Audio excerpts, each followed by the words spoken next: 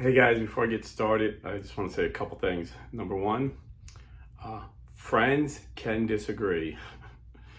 Good, honest people can disagree. Smart people can even disagree. I say this because I've been, I don't know, a political nerd or in tune with current politics. Let me figure out 40 years, 45 years now, maybe.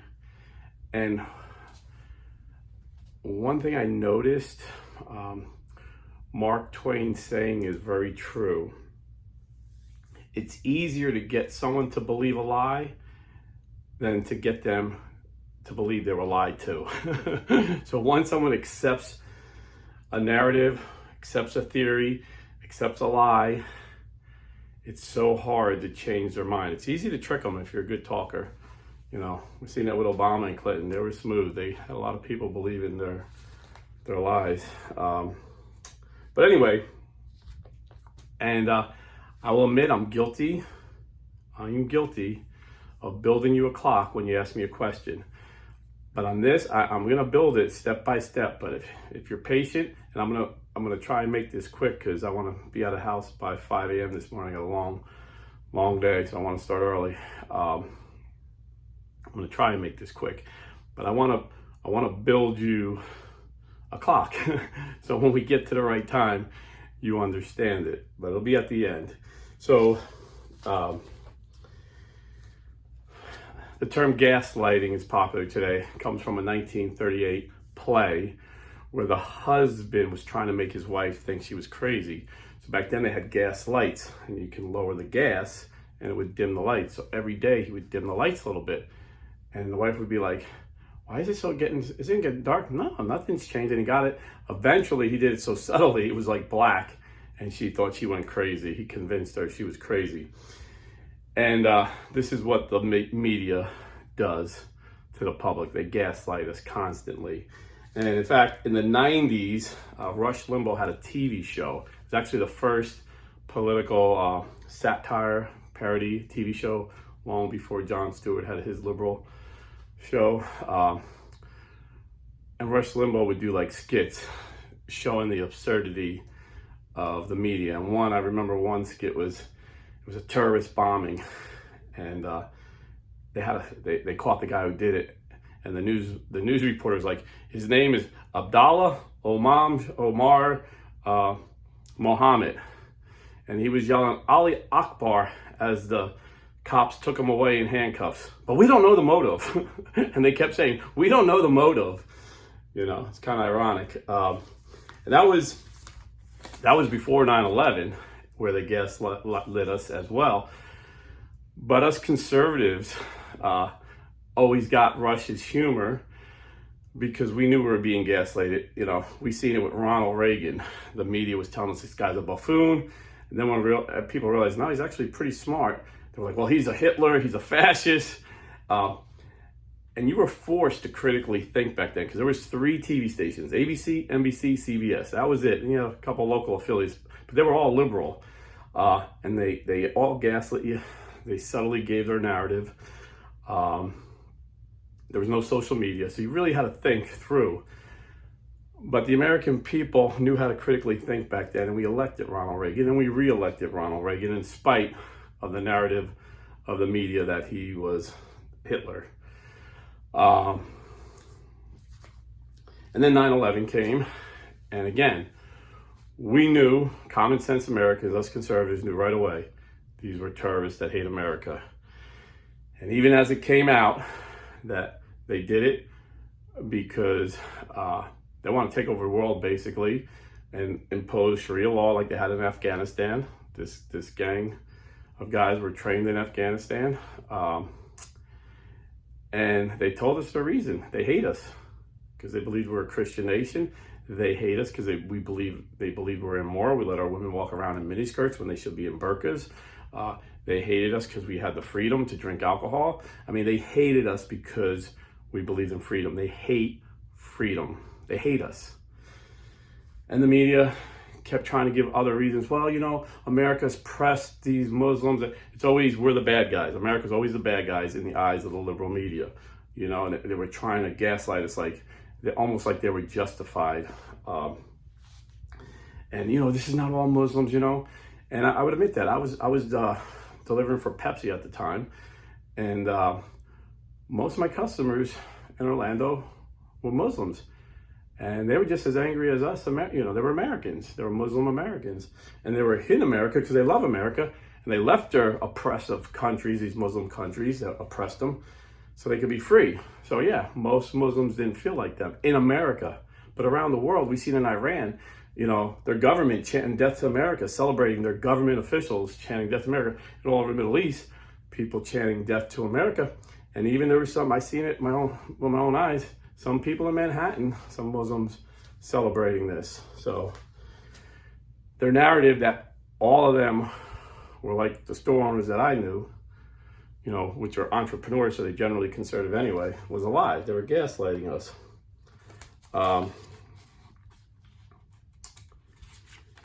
Then bring it up a little bit. Remember the kid from Covington Catholic High School, pro-life protest in Washington, D.C. The liberal media gaslighted us that, where they were saying this guy antagonized this minority. He was like a Cherokee Indian guy. And they made this kid look out to be like this horrible person, when in fact it was the liberals that came and were being violent and intimidating these Covington high school kids. And these Covington high school kids just stood there peacefully and didn't respond to their cursing and their violent attacks. And in fact, all the liberals, the liberals are very violent. They always project, like Saul Alinsky said, accuse your opponent of what you are. The left is extremely violent. My whole life, they've been so violent. In my whole life, they project that the right is violent. And you've seen the newscasters and comedians on the left saying that kid's got a face you want to punch. And there was just so much hate, and CNN started it. So the kid won a lawsuit because they found that it was all lies. They lied about the kid, and he got $10 million. So that was another time they gaslit us. Then more recently, you had the Wuhan lab. So we knew this virus came out of Wuhan. There was a Wuhan lab that all the top scientists in the world said Dr. Fauci was paying for the Chinese to do gain-of-function testing that would make these super viruses in Wuhan, in the Wuhan lab. And the media was saying, oh, that's a lie. It came from some market where they sold rats and bats to eat. And all these top scientists got censored on YouTube, got taken down. And if you questioned Fauci, you were questioning science, remember? If you question him, you're questioning science. And now we know it's a fact. And Biden gave him a pre-pardon, which I don't even know if it's constitutional, but he pardoned Fauci, so he can't get touched on this. And now he admits, he was paying for gain of function, which was so dangerous that even Obama wouldn't allow it in the U.S. He had to go to China to do it. So it's like, this virus came out of Wuhan. There's a Wuhan lab where they're making this virus, but no, it wasn't that. It was some wet market. And then even more recently, this year, you had a transgender, uber liberal man. No, this was a teenager, the first one this year. There's been 7 recently, but I'm just going to the last 2. Transgender targeted Christians. Children, went to a Protestant Christian school and killed Christian children because he said he hated them because of what they taught about transgenderism. Then more recently, the kid that went into the Catholic school, Annunciation Catholic Church, said he was targeting, these guys say it outright, they're targeting Catholic Christians because of what the Catholic Church teaches on transgenderism. And the media just wanted to ignore that.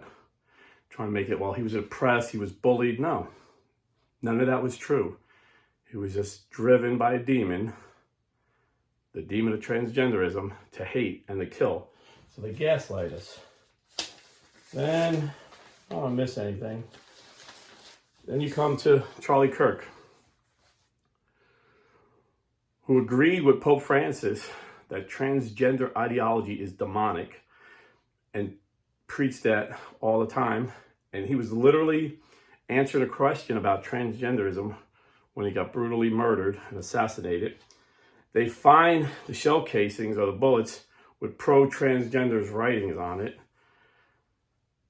It didn't take a rocket scientist to figure out this guy killed him because it was a pro-transgender liberal. Either he was trans or he was just pro-trans. And he killed him. It was common sense. And when I put that out there, it was like, oh, we don't know. And then the media's gaslighting, and the media like literally lied and said, you know, this could be a right winger. This could be one of the MAGA guys celebrating it, you know, with a gun. Like this is what we do. We just shoot guns off when we're celebrating, and shot him by accident. And then Jimmy Kimmel literally lied. Like, we knew days after his motive. This was days after. Literally lied to his audience and said, they're trying to say it's our side. We know it was their side. It was a right winger. And then he makes a callous joke about Charlie Kirk and Trump, and his audience laughs. And this is the same guy when Cecil the Lion was killed a couple of years ago. He literally had tears in his eyes like a little girl because this wild lion, this man-eater lion, got killed. These people are ridiculous. But it just came out so blatant. You know, they showed the text messages. The guy was gay. His boyfriend that he lived with thought he was a girl and was transitioning to be a girl. And they have the text messages. I'm doing this because I hate Charlie Kirk, because he's hurting you. He's hurting the transgender movement. It was out there. And so while the media is trying to gaslight us, well, we don't know if it was transgender. We don't know. Finally, it's all out there. His father said, yeah, he did this because he's pro-transgender. He wants to marry a boy who's transitioned into a girl. He just became radically liberal when he went off to college. He was indoctrinated. He got on these Antifa sites and these liberal, like Twitter. What's that one he's on? Blue Sky, I think it's called. Like these, they were all celebrating Charlie Kirk's death on there. His friend said, yeah, when he went off to college, he just became radical. He would get so mad. He would yell at you, pro-transgender stuff. He was just angry and hateful, anyone that disagreed with him. So it was obvious he did it. So then how's the media gaslighting us? They're saying, well, you know, if you read his text message, it's like Romeo and Juliet. He did it out of love. It's so touching. This young boy. No, he's not a young boy. He's a man. He's 22 years old. And he didn't do it out of love. He said he did it out of hate. He's not a boy, and he didn't do it out of love. He's a man who did it out of hate. So then, what happens? I'm going into all my customers, talking to friends that I like and respect, and, you know, they know I'm conservative. And like, so what do you think of Charlie? And I'm like, man, it's messed up, and I'm giving my opinions. And even friends that I know, you know, through text, you know, live in other states, will text me. And guys I love, friends I respect. And they start telling me, well, you know, Israel did it. Mossad did it. I'm like, what the heck are you talking about? Oh, yeah, Israel did it. I'm like, no, we know who did it. It's a 22-year-old liberal, pro-trans kid who hated Charlie because he's trans. The facts are there. Oh, no, but Israel put him up to it. I'm like, how? Oh, you know, they got their ways. And, you know, Trump's owned by Israel. I'm like, Trump isn't owned by anybody. Elon Musk found that out. The richest man in the world couldn't own Trump. Nobody owns Trump. That's why we love him. He can't be bought, number one, because he's filthy rich. Number two, his attitude is he's the man in charge. For good and bad, you know, there's two sides to every coin. People hate him because he likes to be the boss. And we love him because we know no one's going to boss him around. I'm like, think about what you're saying. A country of 9 million people, Israel, is going to boss around the most powerful country in the world, 300 million people. Are you kidding me?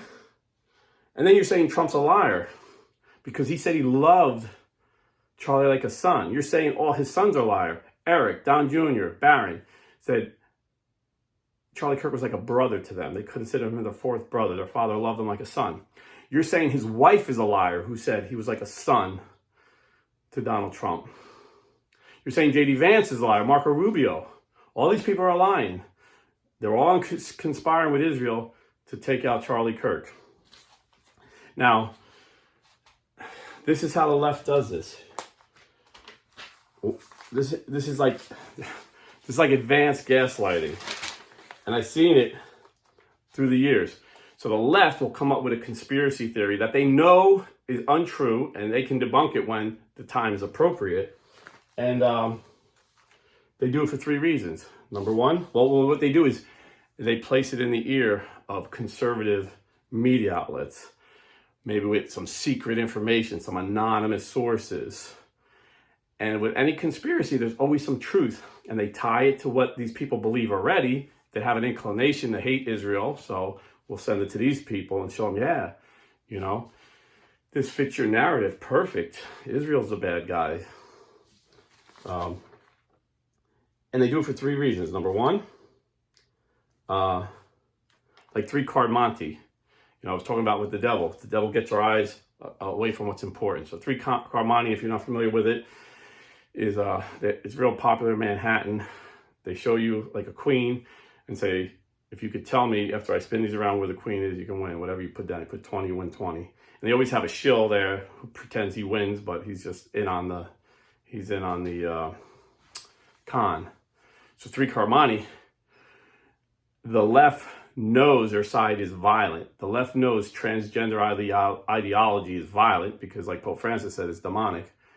But that doesn't fit their narrative. Their narrative is Israel's the bad guy.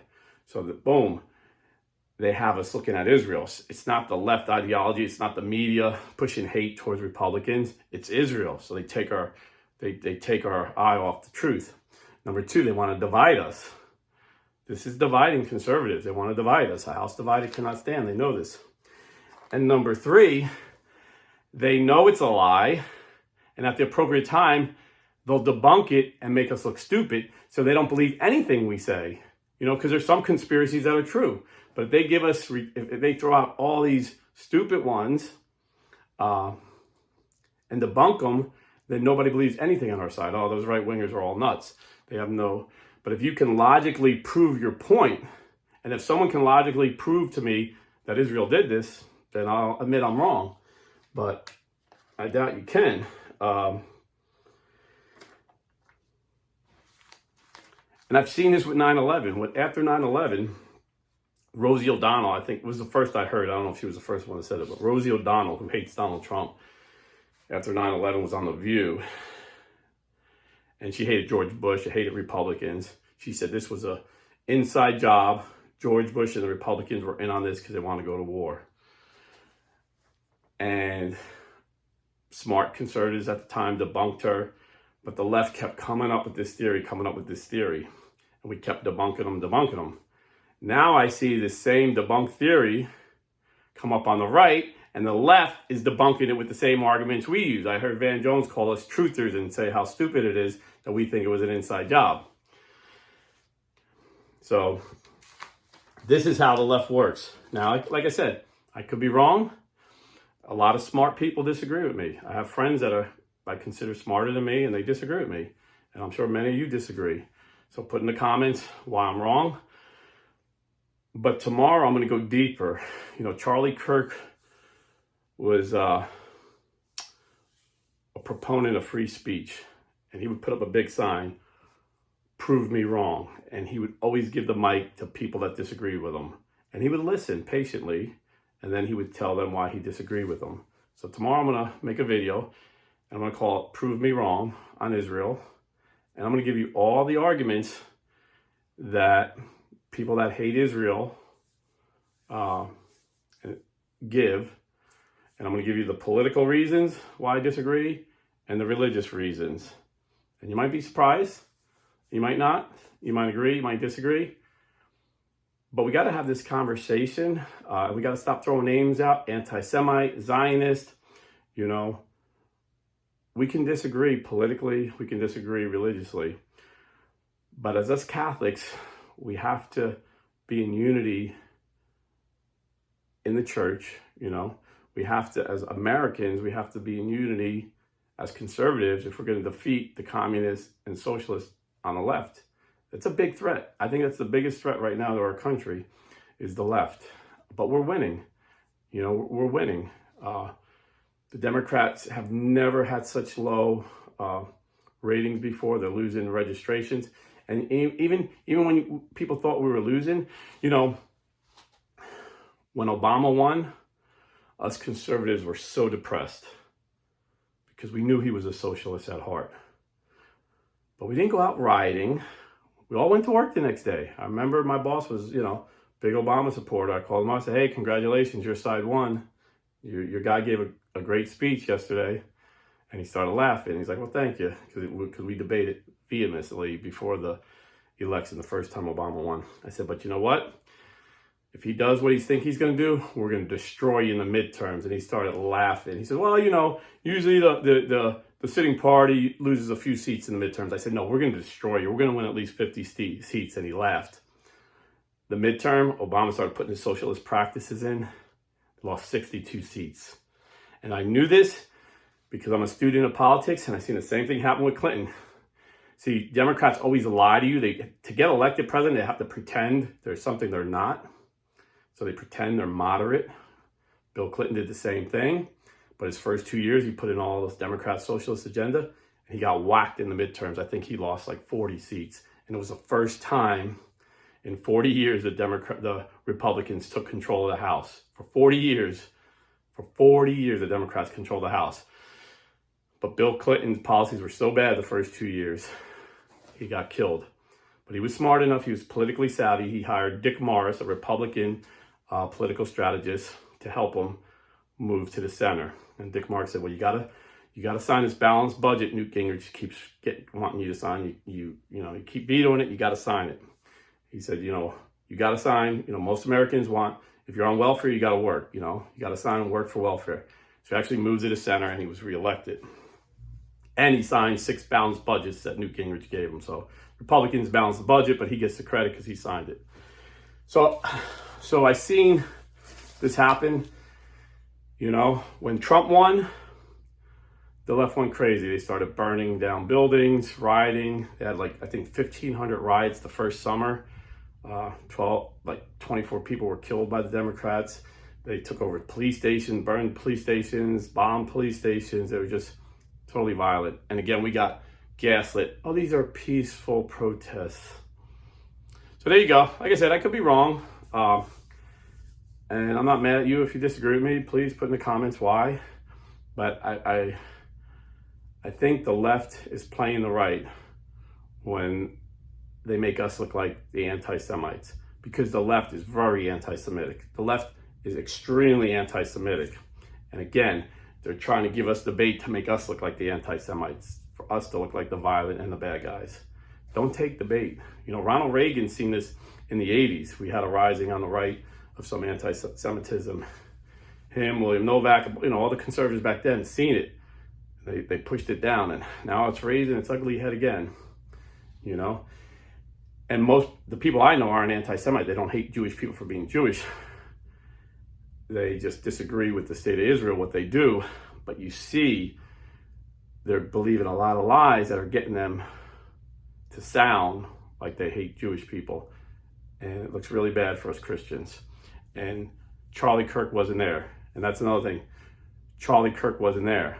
Why would they kill Charlie Kirk? Why would they kill? Candace Owens is outspoken. She hates Israel. She calls Jewish people rodents, like an old Nazi slur for Jewish people. That would be the one I would think they would want to kill. Not Charlie Kirk, who's saying, yeah, recently I've been thinking about maybe they're going a little too far. But we got the records. It's like, oh, he had a meeting with this. I heard Israel offered him $1 billion, he turned it down. Then I heard he was offered $150 million, he turned it down.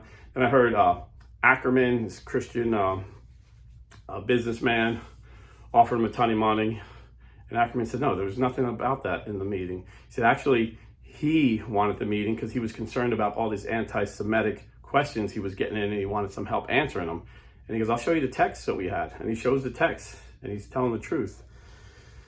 The conservative position has always been pro-Israel, but we always, want to make sure Israel don't go too far. And that's all Charlie was doing. Charlie was repeating the same pro-Israel position of Ronald Reagan, Rush Limbaugh, the conservative political position all along.